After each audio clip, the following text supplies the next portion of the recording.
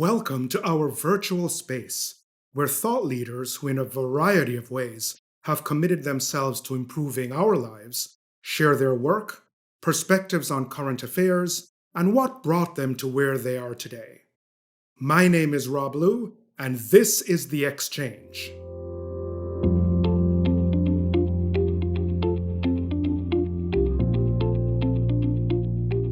Tony, thank you so much for joining us on The Exchange. As you know, The Exchange brings together a variety of individuals from multiple fields to really address how their work and, in fact, their perspective on the future has changed in response to COVID-19. But it's also an opportunity for our viewers and listeners to really get to know you and to really understand who you are and understand what has inspired or driven your work. So you have become very well known for, in some ways, holding our feet to the fire when it comes to how school systems have failed really maximizing the opportunities or the opportunities for success for disadvantaged students. So for the sake of our audience, can you share a little bit, sort of in more detail, about what you do, what your research really focuses on at the Harvard Graduate School of Education? Yeah, thank you for having me, and thank you for kicking off these type of conversations that bring in people from different fields. I think we are dealing with complex problems. Inequality, poverty, structural exclusion. Like these are complex, entrenched problems. No one discipline, no one person has all the answers. So to bring in a lot of different people from a lot of different disciplines to have this conversation is needed. I'm a sociologist. And I'm a sociologist who's interested in the life chances of children and youth. But I really want to understand how inequality and poverty shapes those life chances. I want to understand what are the long-term consequences of the zip code you are born into, the neighborhood you grew up in, the family that raised you. I just happen to study it on the college campus because I'm very much interested in lower income and first generation college students who make it into college. Because a lot of people believe that when you are a lower income student, when you are a first generation college student, when you make it into school, you quote unquote have made it. Like as I say, it's like you got the golden ticket, but not to Willy Wonka's chocolate factory, but to those bastions of power and privilege. Like your life is now set.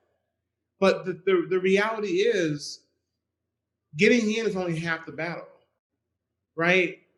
These universities, especially college universities that I study, have opened their doors to unprecedented numbers of lower income and first generation college students in the last 20 years, beginning in many ways when Princeton University announced their no loan financial aid initiative, a number of schools followed suit.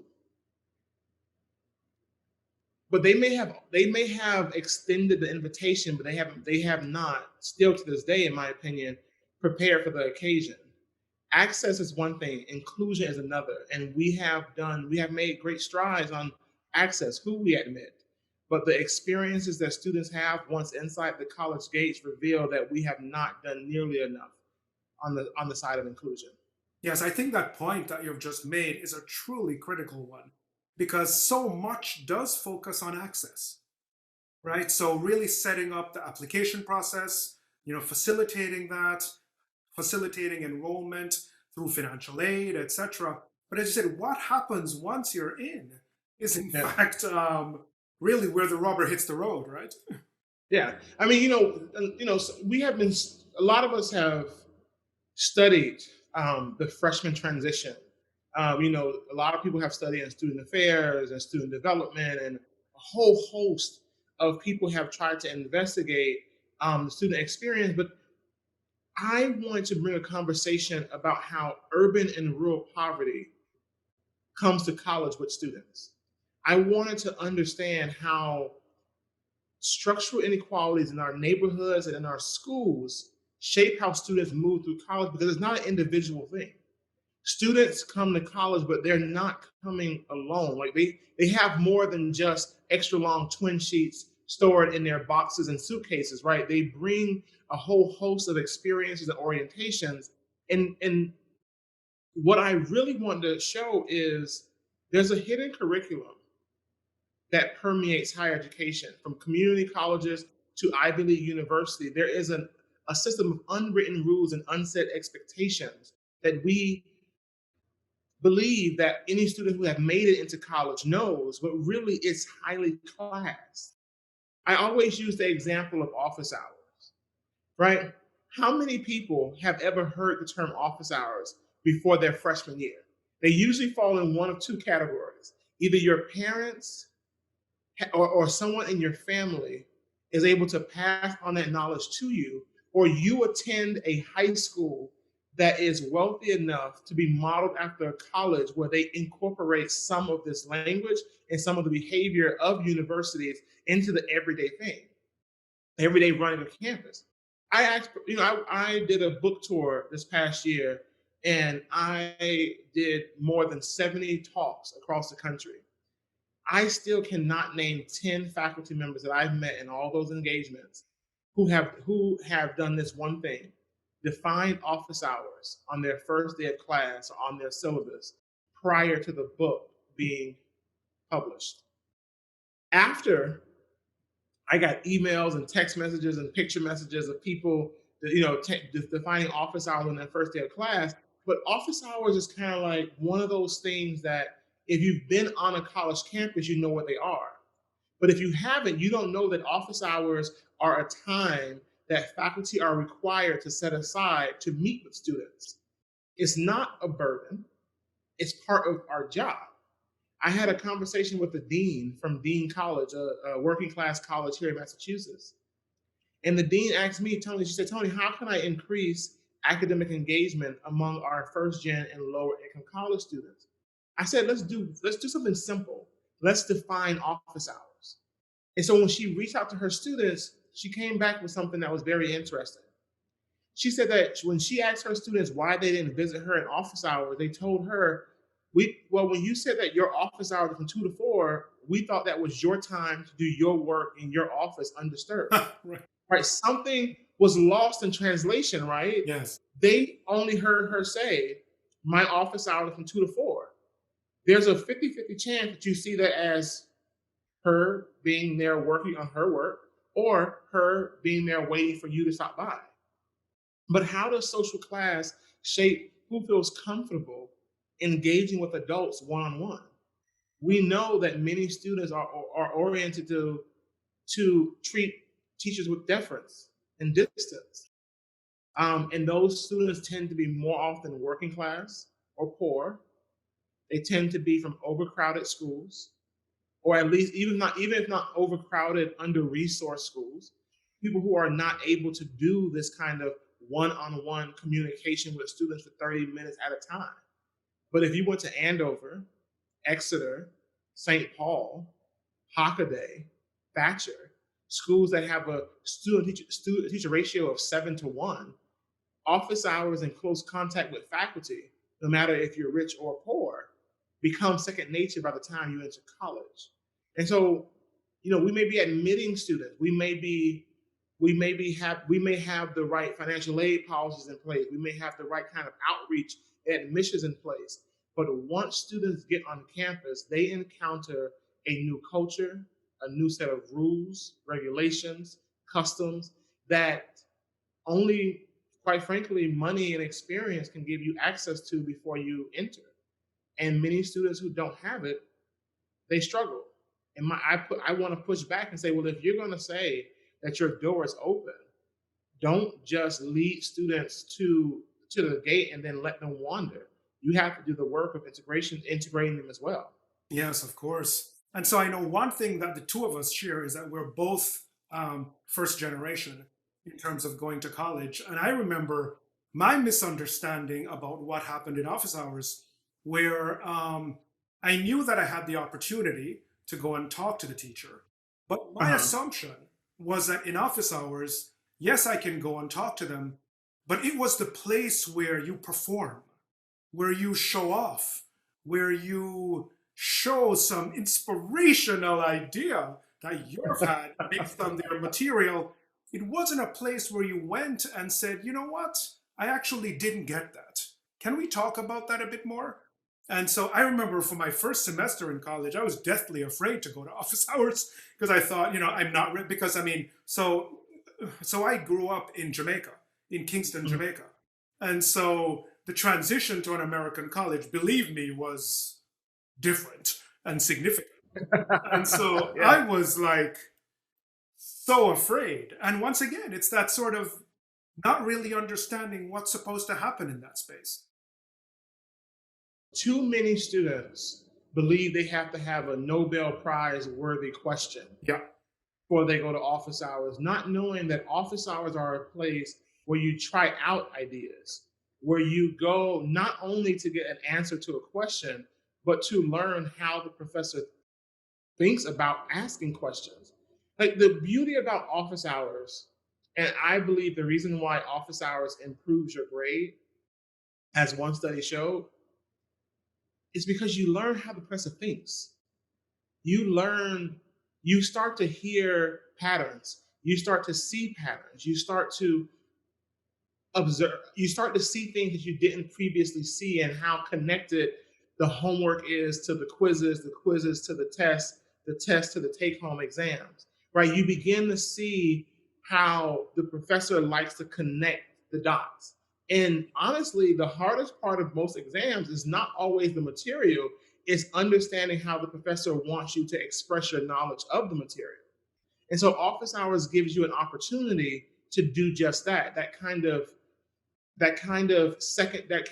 secondary, but yet more sometimes more foundational learning. Like, how should I be approaching Virgil? Yeah. How should I be thinking about carbonyl chemistry? Mhm. How should I be thinking about Marx's grand theory of history? Right? It's how the professor is displaying the material and connecting the dots and thinking about how you should be assessed on the material. Yes, absolutely. So, in some ways, your work really focuses on almost the transition into a next phase of one's life and then having a successful phase in one's life ultimately. How do you get to a place and then how do you succeed? And so I suspect that for many in our audience, what they're wondering is, so how did Tony Jack get to this place? And what brought him to sociology and to this specific issue?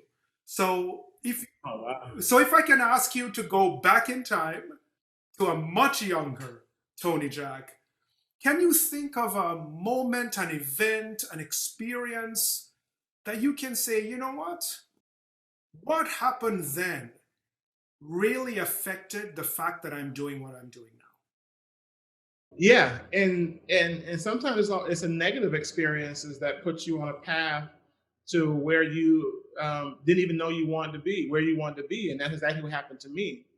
Um, Growing up, in Florida, in Miami, football was big in the South in general. It's big in Florida, but I was a nerd. Like I like books more than I like pigskin, but I wanted something to do after school, and my brother wanted me to play.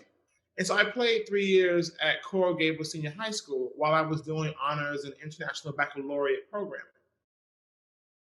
But in my junior year, like the second or third game of the semester, I was having an amazing game, and my shoulder comes out on a tackle. So I dislocated my shoulder, and I end up having to have surgery. The football coach kicks me off the team, um, because one, he never really liked me. He only liked students who really needed him to go to college. And he wanted athlete students, and I was a student athlete, and I wasn't going to change who I was, who I want to be, just to win favor with someone who wasn't going to do the work to help me anyway. I ended up going to Gulliver Preparatory the next year because I wanted to end my high school career on my own terms. So again, football was a hobby for me. It probably kept me out of trouble in the sense that I would have gotten home at 2:30, or by the time I walk home 3 o'clock, 3 to 6, that's when I had practice. And so only God knows how many things could happen between 3 and 6 p.m. I didn't get into trouble, but I had football to keep me busy. That literally changed my trajectory. It introduced me to as I reflect on it now to what is now class inequalities, but it was just literally the difference in the resources between my high school and their high school. The private school that I went to was Gulliver Prep. The difference between Gulliver and Gables it was huge. My smallest class at Gables was an international baccalaureate class that was still over in the road. There wasn't even enough chairs for everyone to sit. So some people had sat at the benches, some people sat in chairs. That even that class was 25 to 30 students. My largest class at Gulliver was AP Psychology, so a popular course, and it was 17 students, I think. And that was big for them. They were a little bit afraid to have 17 students because they were so used to 5, 6, 9. Yeah. My other classes were 3 and 7 and 11. I think 11 students. We were all seniors. Like that was a difference. We had computer labs we had AV. It was just a world of difference. But it wasn't even the academic. It was the interactions with the people, the kind of jobs their parents had, the homes that they had. You really did see the differences. I did not know that experience of going from Gables to Gulliver would end up being the foundation for the privileged poor. Because I thought that my own experience of going from a public school to a private school in that way was just my experience. I thought it was my detour to higher education.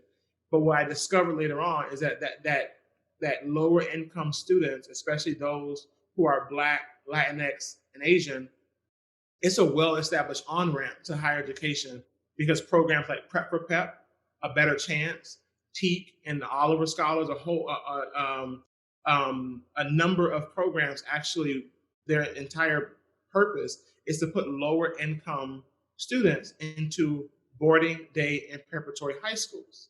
So that moment was huge for me, and I didn't even know it. Amherst College, where I did my undergrad, found me because I went to Gulliver.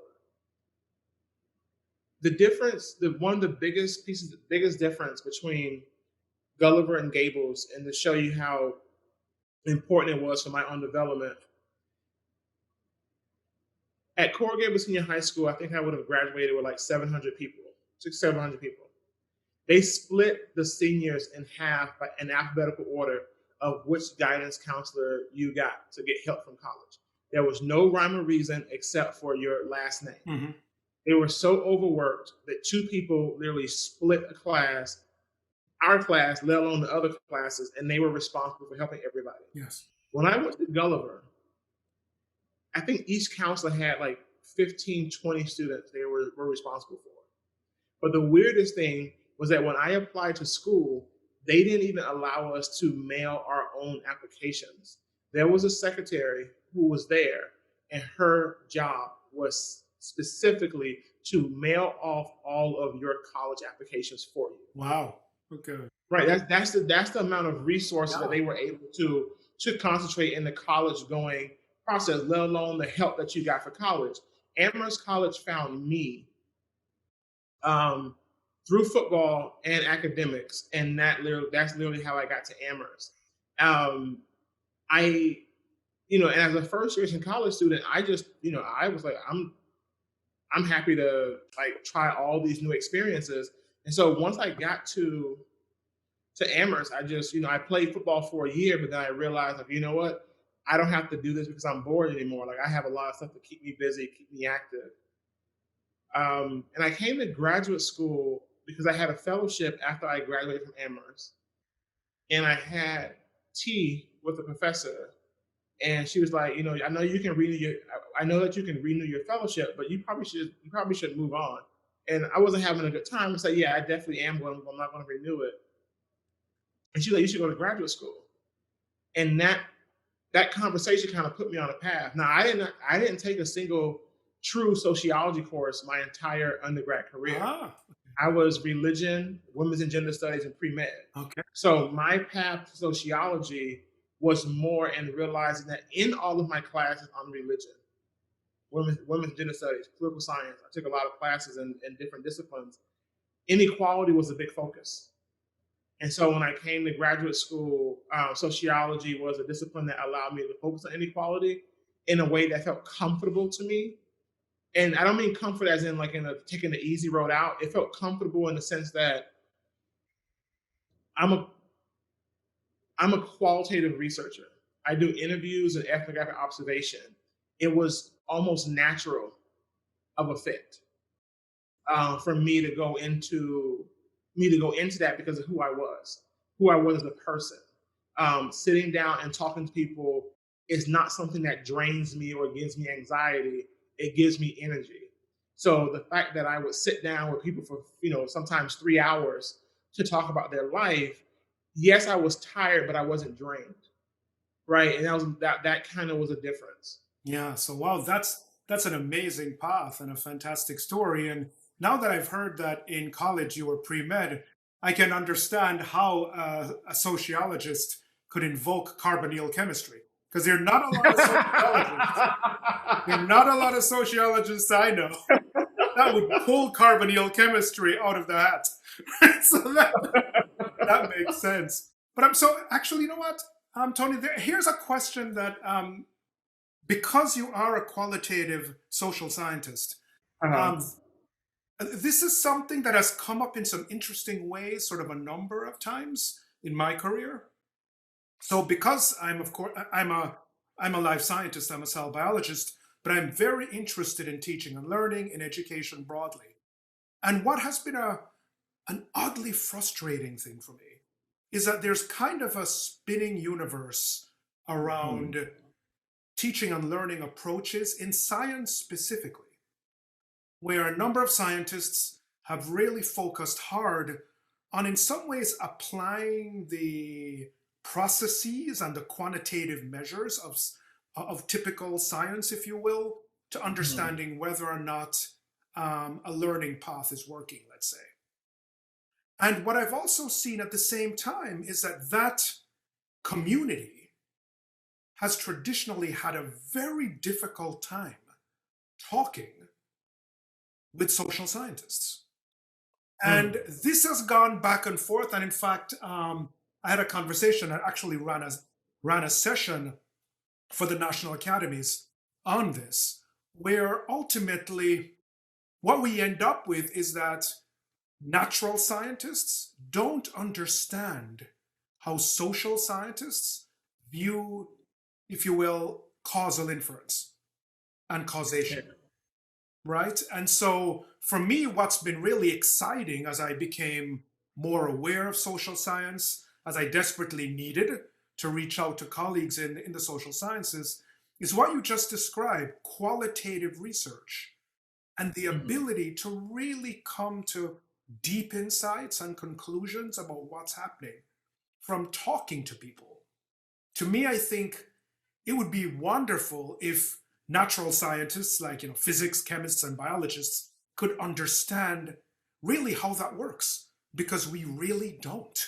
And so it's kind of a very big question, but since I have you here today, can you maybe just speak a little bit about how your qualitative methods really lead to insights that you feel, you know what, I can publish a game changing book about this? The the thing is, your methods have to match your question, right? What kind of question are you answering? Are you attempting to answer? There's no there's no one way every time that you should approach a problem. If you do that, you will start getting very redundant and sometimes bad answers.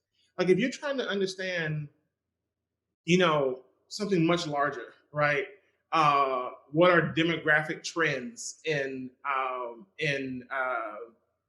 you know childbirth by districts and demographic trends and like, oh, who's going to college in the next 20 years, the baby boomers, like those are large quantitative, like those are large questions, right? Demography is built upon certain principles and approaches to using data to answer these larger social trends and who we are, who we will be, who we were, what are debt, and there's a whole host of questions. But if you're trying to understand you know, some of the hows and whys, of Mhm. action, of people's behavior, of why do lower income students go to office hours less than their peers? Why do middle class students find it easier to find people to write letters of recommendation for them?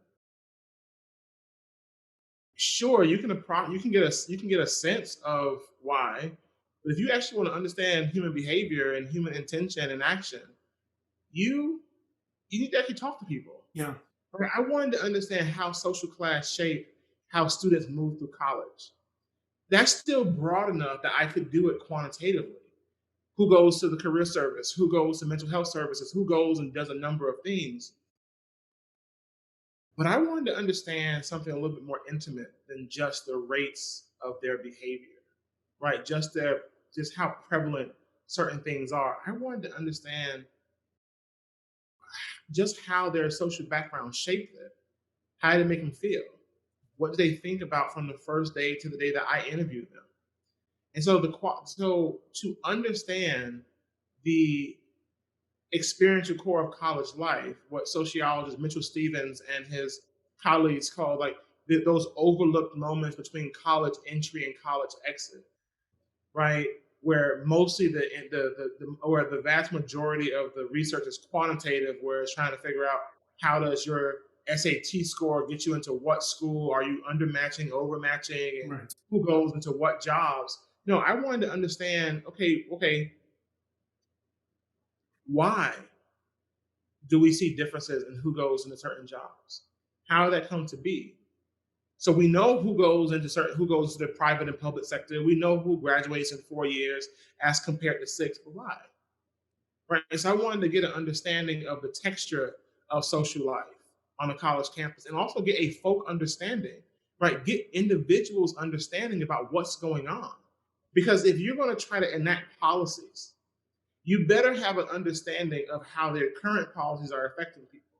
If you're going to try to change things, you're going to try to like change the way that you do residential life because you want to try to figure out how can you integrate more students into it, you might want to know who feels integrated and who doesn't and why. Yes. Right. And so for me, the qualitative research gives us insight into this into social life in the way that quantitative can only give you broad strokes. And I want to get that fine grained understanding Yes. of what students were going through. Yes, of course. And I think, interestingly enough, I think, for example, in biology, this power of a mixed methods kind of approach, where you have quantitative and qualitative together, is Mhm. increasingly gaining sort of attention as a way in which we can tackle certain problems. Because I think for a very long time, right, biologists had this tendency of, well, you must have a control group. You cannot draw any conclusion unless you have two identical sets of subjects. Yeah. One has the intervention, one does not, and you have this statistically significant difference in response, let's say, in between. Yeah. But what is striking about that is that, while we may have the ability to do that with yeast in a culture, with mice in a cage, we certainly can't do that with human beings. But what's No. amazing of late is that even with mice, let's say, what we're starting to realize is that for certain things that we study, no matter how perfectly we match the mice and their genetic backgrounds, their diets, etc., that for certain biological processes, each individual has such a range of influences and effects, genetic, environmental, physiological, etc., that you can actually see enough variation that something you see in one mouse can in fact be valuable, right? And so I think slowly there's an opening up to this mixed methods approach. Yeah. I mean, for me, the book that influenced like a lot of my thinking was The Source of the River by Doug Massey, Camille Charles, and another one of their co-authors. And that was 100% survey-based research. And they did quantitative analyses looking at,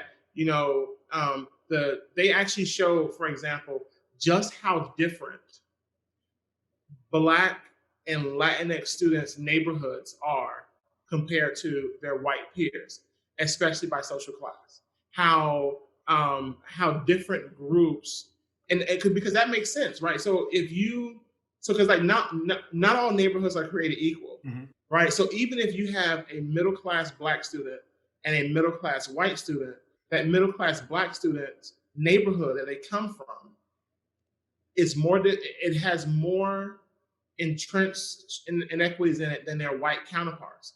And you might say, well, somebody will say, well, why does that matter?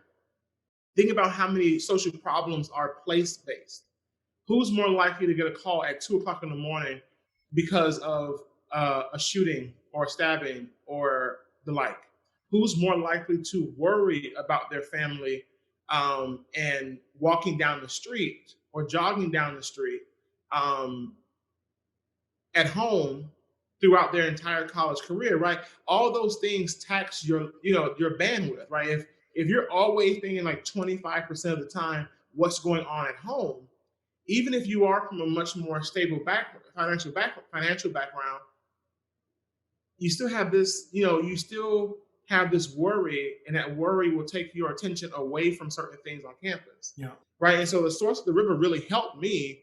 I was like, okay, finally, sociologists are paying more and more attention to the way in which urban and rural poverty is affecting undergraduate life, and like, let's bring these two things into conversation with each other. Let's bring sociology of higher education into greater and much more nuanced conversation with poverty and equality scholars, and I've been and especially how neighborhoods matter, and it's been really fascinating for me to see. But on the matter of mixed methods, the thing is, you have to get the best data to answer the question. Mm-hmm. And so sometimes it's just an interview. Sometimes it's interview and ethnography. Sometimes it's a survey and an interview. Sometimes it's using administrative data and ethnographic methods. Whatever it is that you think about mixed methods, and Mario Small has a great piece on mixed methods that anyone can check out. The motivating factor is not, oh, let me appease the quant people and the qual people. Right. Is no, how can I best answer the question that I am saying is important for us to answer because there's a gap in our knowledge that needs to be filled. That is the motivating factor for what data you should collect, not for, oh, mixed method is sexy or I can appease more people. Because actually, when you do mixed methods, and you have to be twice as good. Yes. Right. You can't just you can't be good at one and okay at the other and hope that just because you're doing mixed methods you're going to be okay. That's just not how it works. Right. Like you have to be really thorough and really good at doing both. Yes. Well said. Yeah. So as you know, as I think everyone knows and our entire audience knows, we are in the middle of a pandemic right now. Yeah. Right. So the novel coronavirus has led to this COVID-19 pandemic. And it's often said time and time again that our lives will never be the same. There will be a new normal. Things will be changed, so on and so forth. And arguably, if there's one particular, all of the facets of our lives are subject to new pressures in this newly pressurized pressure cooker COVID-19 is creating. A question I have for you is that when you think about the issues in schools and how colleges and universities work with disadvantaged students, what has happened and potentially could happen due to the COVID-19 pandemic, are there particular issues that you really work on that you feel, first, are at serious risk of being exacerbated in terms of negative sort of outcomes? And then on the flip side, are some new opportunities being opened up at this moment in time? COVID-19 is that external shock to the system that exacerbated pre-existing inequalities. Clearly. Like who, what we're seeing, the reason why there's a reason why certain groups are disproportionately dying from it, even though that they are not at any necessarily greater risk of attracting it. Right. The reason why is because of all of the concentration of people in places, the lack of resources and supports. You want to tell people to hunker down in place where they already are living in overcrowded homes. It's what COVID-19 did was to, or at least I'm hoping,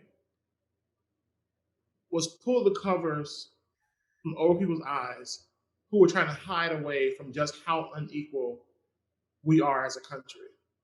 The fact that in New York, the wealthiest suburbs were some of the least densely populated after, because they all went to second homes or Right. went to different places where they can rent and different things like that. The fact that we are now depending upon people who don't even make a living wage, the service workers, the care workers who are disproportionately women and disproportionately people of color, and then wondering why the death rate is higher. What percent racially are racial ethnic minorities as essential workers right now? The thing is, when it comes to college and universities, I hope it showed people just how precarious students' lives are when it comes to security. Lower income students, when they got the notice that their college was being closed down, some students likened it to both an eviction notice and a pink slip, right? Many students didn't have the resources to go anywhere if they had a place to go to at all. Because many students who are low income in college, and I'm talking about those, especially those who live on residential colleges, are often the last line of defense between their family getting evicted, having lights, water, food, and medicine. Mm-hmm. And so, basic needs of the student body, and I'm going to include internet in this because many students don't have internet at home. They have to go to McDonald's or Starbucks and use those as internet hotspots. But given that you can't congregate, many students have been forced to literally sit outside, exposing themselves to the elements and to potentially COVID, to Zoom in, Yeah. to Skype in, to submit assignments, or sit in a car or sit somewhere to try to stay involved. And so there are a host of things that I wrote about food insecurity in The Privileged Poor. I wrote about how universities' decision to shut down during spring break left many students food insecure. Now, food insecurity is a problem that students across higher education face. Right, we know that there are students at alarming rates are experiencing food insecurity, and we need to address it in the country. COVID-19 just showed us how many people and their families are food and housing insecure in new ways. Not only those who are insecure right now, but those who are only one or two or three checks away from being in the same position as our most disadvantaged students. Because with the unemployment rates, I mean, it's almost it's like drinking from a fire hydrant. Like the way in which COVID just completely overwhelmed the system of higher education and the students is, I hope, a lesson for us all. We must, especially in next year where some of us will be going online and others will not be, we must address students' basic needs and make sure that we understand just how financially insecure our student body is, especially if they're not allowed to work on campus or do those things. How do we support them? Because they are concerned about supporting their families. I mean, there's just a whole host of things for me. And I know this may be a controversial point, but if a college is deciding on if to open and how many students to allow back on campus, I hope they adopt a weighted lottery system.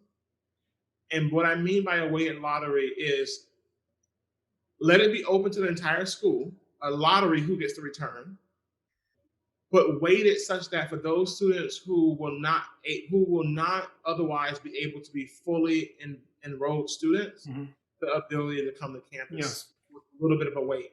Yeah. And what I mean by that is those of our students who are in foster care, those who are students who are homeless or have other problems at home, who are witnessing domestic violence or who are the subject of domestic violence. Like, what are the ways in which we can make sure that if we are opening campus, we do so, yes, in an equitable way, yes, in a just way, but also give our students a shot at being full citizens.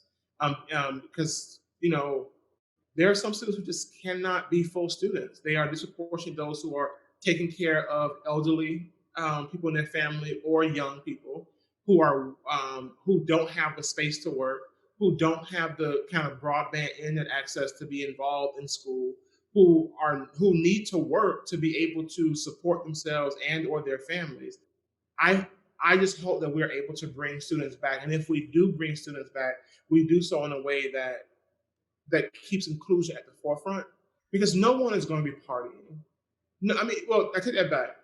There are going to be some ignorant people who are going to like just brush off COVID and still go to party, and I hope that those students are suspended for the rest of the year, immediately kicked out, pending review, either is suspended for the whole year. If you are allowed back to campus and you have that privilege to come back to campus, I hope universities um, come out forefront and say, like, look, this is not normal.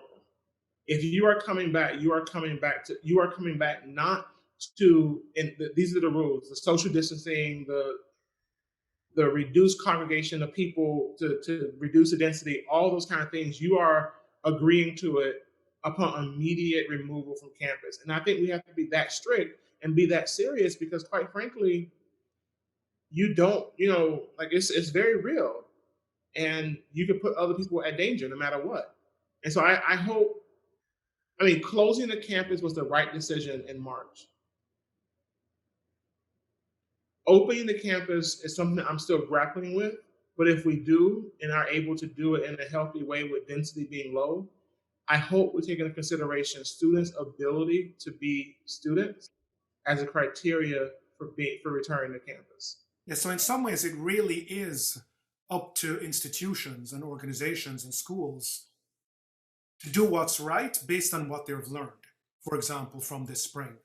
Uh, Yeah. yeah, because I think quite often this talk about the new normal that is coming or has already come, but in fact will continue to develop, it's almost like the new normal happens to us when what you are really reminding us is that we have a role in making what the new normal is, Yes. right? And so we should be really strategic, thoughtful, and aware so that we build something that is in fact not just a new normal, but in fact is a better normal, perhaps than really what we Right. And have. the thing is, I heard Elizabeth Warren say this, and I have to agree with her. You know, I don't want to call it the new normal, Right. because the new normal is saying that we're just it is passive. Mhm. It's saying that, like, yeah, we are going to accept these conditions that we find ourselves in and adjust to it. No, we have a chance to write a new contract, Yeah. and we have an opportunity to change the terms. Like, if if the evacuation was any indication of what universities are prepared for, if we say that that's okay to be like that blindsided by that blindsided that if we need to shut down campus, we have no contingency plan, we have no way of helping our students out. We'll just say, like, oh, you have 48 hours to leave. That can't be the new normal. Right. Like, we have to be ready, and not just because, oh yeah, well, one pandemic. This needs to be an inoculation, right? This needs to be treated almost like as a vaccine, like how vaccines work. Yeah. We're dealing with it. What are the antibodies that we need to that need to come, that need to help us fight the next time? What are the lessons learned? What are the organization's lessons learned for higher education about right now. People are like more concerned, like, are we going to be online forever? No, Right. no, not every school will be. Some schools will adapt it, sure. Will there be a rise in online education? Sure, but not every school need to go that path. Yeah. Yeah. In many ways, there is, for residential colleges, there is exponential learning. There's learning done in the classroom, but the true exponential learning is done in the cafeterias, the commons, Mhm. the dorm rooms, right? Because you can learn something, but until you can debate it at 2 o'clock in the morning, how much do you really know? Right. Yeah. Right? Like, do you actually have a stance? Mhm. Are you going to be able to do the same kind of work? There's a certain level, there's a beauty in coming of age in college, because you will get roped into those kind of conversations that make you have to be knowledgeable of your opinion without just some kind of inherited knowledge you got from your parents, your pastor, your community leader, your or whoever. No, back it up. Yeah. Like, even if you are citing texts, whether religious or legal, go beyond the quotes that get tossed around. Yeah. If you want to fight for if you want to fight for a position, take a stance. Take a stance in the common room and in the classroom. You get a different kind of learning. That's one of the reasons why, like, yes, I want people to come back to campus, but do so in a healthy way. But the type of learning that you do at a residential college, or the ability to be on campus, it's not matched in just online. Yeah. Here, here. I do agree with you. We need to understand what online really is particularly effective at or good Yeah. for, and then thinking about how do we integrate that effectively with face to face, right? What that might actually look like. So, Tony, I have a question for you because I want to make sure that our viewers and listeners can really get a further sense of you. So, when you're not thinking like a sociologist, when you're not, as I said, holding universities and colleges' feet to the fire in terms of what they're doing for disadvantaged students, what does Tony do? What else? um, what do I do? Sometimes I have to ask myself that question when, like, the days just fly by. Right. So, What other passions do you have? I guess there are three things that kind of keep me going. I learned how to knit in the last 2 years, Awesome. Wow. and so I'm knitting a baby blanket right now for a friend. Fantastic. I've done, my mother. I gave my mother a Mother's Day gift. I've knitted my own scarves now. So Great. oftentimes I'm in a scarf that's the one that I've made. I'm learning how to cook, and having a lot of fun with that. I go to a local butcher here, Savinors in Cambridge, Yes. and develop a relationship with them. And I'll go in and they're like, "Oh, Tony, you should try this. Try this salmon instead of this salmon. Let me know what you think." Right. So they point me in different directions. So I love cooking, like, from oxtails to Chilean sea Mhm. bass Yeah. just loving my knowledge, seeing the knowledge growth that I have with the cast iron skillet has been really, really fun. And I guess the third thing now is, I'm really falling in love with short stories. Okay. I really it's making my fingers itch a little bit, because when you read a good short story, it makes you want to write. Not necessarily a short story, but just write. So Ken Liu in the Paper Menagerie, Yes. Uh-huh. and N.K. Jemisin, and How Long to Black Future Month. The short stories are truly amazing, and I owe a debt of gratitude to LeVar Burton Reads, LeVar Burton of Reading Rainbow and Roots and Star Trek. Yes. He has a show, a podcast, LeVar Burton Reads, and the ability to walk to work while I listen to an amazing short story that allows you to transport yourself into another world for just a few minutes. those are the three things that I have. Um, those are the three things that kind of like keep me going outside of work. Right, right. So I mean, so it's this issue of narrative and its power in Yeah. so many ways, even, and also in the teaching and learning context, I think is something that I believe in and I'm very excited about. But so speaking of narratives, and since you like short stories, um, arguably, if you think back, and in some ways you have addressed some of this already, but I think it Hmm. might be interesting to circle back to it from this specific angle.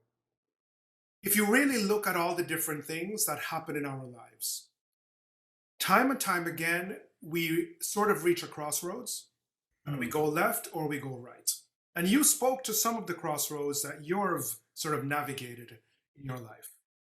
But sometimes it's kind of interesting to think, well, so I went right. But in an alternative universe, in a multiverse, if I had gone left, what would the Tony Jack in that universe be doing now? Could one project that? So, for example, in fairness, while you think about, I can share mine. So, after college, I literally was at a crossroads. I was also pre med, but I took a year off to make the following decision. I could either go to graduate school for a PhD in cell biology, Hmm. or I could go for a Master's of Fine Arts in painting. And I took a year off to make that decision and I went for the PhD. So if I were asked this question, there is in the multiverse a Rob Liu that's a painter, right? And so I'm curious for Tony Jack, is there another Tony Jack out there? You know, I thought about this question or version of this question probably a couple of months ago because I reconnected with a friend in Miami, and I really think I probably would have been an administrator at a hospital Huh. Okay. because I think the I think it was natural for me to go back home after Amherst, and I just wonder, yeah, I just wonder if that would have been the path. Hmm. Um, yeah, because for me it was I had a number of choices. Do I go get a PhD? Do I go to law school? Do I go to business school? Do I go get a JD? Do I go get a PhD in English or in history or in something else? And I chose sociology. But I think before that, I could see myself like rising through the ranks of an organization like a hospital. Uh-huh. And and yeah, and now yeah, it's funny to think about it. That was like such a long time ago Yes. in such a different orientation. The thing is, the what I would hope is that I would have had the same level of not success, but the same level of drive to accomplish goals, no matter what path I set myself on. Mhm. Right? Because like right now, if you would have told me that this book would have been this had this much impact and read by so many people, even 5 years ago, I would have laughed at you. I'm like, yeah, yeah, right. Like yeah, sure. Um, I just wanted to do something. I just wanted to do good research. I saw a gap. I saw a hole. I needed to fill it. Most importantly, I needed to do so in a way that was accessible to more than just people with the same degree. And so inclusion was always a part of my approach. And don't get me wrong, I get in trouble from other sociologists, from other academics, because the book is too digestible. It's too easy to read. That Yes, clearly too readable. Yeah. it's not enough heavy thinking into it. And, I brush that kind of stuff off. But no matter what I think I did, I would have been driven to accomplish something. And attacking the same questions. I can actually see myself at a hospital during doing some inclusion work, doing work that got people thinking about things that they didn't consider before. Um, but yeah, nothing as cool as like being an artist. But I mean, I could. It's funny. I could see myself being a lawyer. I could see myself being, an exec. Um, there's nothing. Yeah, I just don't. Yeah, I don't know. I No? think I would have been. I think I would have tried to build a life in Miami in a different sort of way. I've never been like a New York person or LA person or San Francisco. And it was like I was just like going home because I wanted to be home. Mhm. It was more of like I was going home because that was a place that I could actually see myself going forward in the same way I could see myself in Massachusetts, and I've never left. Yeah. Um, And it, but it was something you asked a question about also things that keep me grounded and who I am outside. Before COVID, I was literally 3 or 4 days away from starting ceramics again. okay. Yeah. And I really, really miss it. Yeah. It was something I did every day after school in elementary and middle school at the local park, and I really miss it. So I will find me a studio that has enough social distancing that we can actually do some ceramics. Yeah. No, you absolutely should. And in fact, I might have some recommendations for you. But but I do think that, it's funny, this sort of the multiverse question. I think one of the things that it underscores for me, as I've thought about my own answer to the question, is that also quite often it's not an or. There's Yeah. some element of and. So, for example, a lot of my work, especially early on, involved biological visualization. And so, in fact, the artist in me has not gone away. It's still in there, right? And Mhm. so it becomes part of the mix, and it sort of depends on what at a given moment is foregrounded and what's not. And by the way, I was so amused to hear about your knitting because I still remember in graduate school. So I have to confess, I love me a hand knit sweater. I love hand knit sweaters. I'm not there Oh no, yet. no, no. but but they're super expensive. And so there was a moment in graduate school where I was like, you know what? I'm gonna learn to knit so I can knit my own Icelandic sweater. it never quite worked out. But no, I can totally sympathize with the knit. I don't think I was patient enough for knitting. Knitting Mm. takes patience and focus. So clearly you've got that, Tony. Yeah, and I'm learning a lot of math too. Right. Oh yeah, yeah. No, it's tough. It's really tough. Yeah, But someone at MIT actually did their doctoral thesis on the math of I think of knitting and quilting. yeah, yeah. Yeah, Because there's also a lot about the strength and how it deforms, if you will. There's yeah, a lot of physics and math, sort of in. yeah. I'm at the beginning of my journey, but I hope it's a lifelong journey. That's right. So, by the way in which you've been talking about the other things that you do and you're excited about, at some point you're going to have the easiest time, over the holidays with gifts because you're going to have scarves, mugs, dishes. I mean, I actually would love, and like whenever I buy a home, like the kitchen will be the kitchen, like kitchen and office are my like two. Right, Let me save up as much as possible for. But I really look forward to having, like a slate of cast iron skillets, right. slate of like the knives and the plates and forks and stuff, and just, but it just reminds me of growing up where on Sunday you didn't know who was stopping by the house, but you knew somebody was going to stop by the house. Yeah, And you don't in graduate school and being a professor here, you don't get that as much.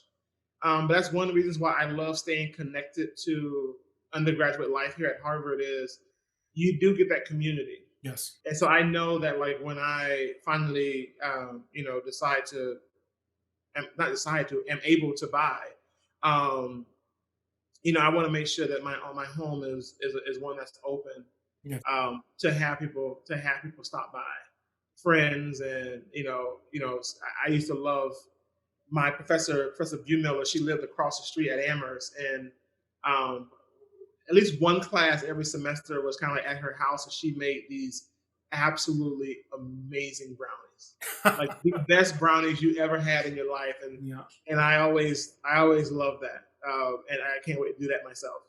Oh, fantastic. Well, Tony, thank you so much for taking time out to share with us really your important work, your perspective on not just the social sciences in general, but also the dramatic impacts that COVID-19 is having on all of us and how that really calls us to task, right? In terms of redefining normal, right? In the face of COVID-19 and in particular in the context of schools and what we do for disadvantaged students. So, on behalf of our listeners and viewers on the Exchange, thank you so much for spending this time with us. Thank you for having me.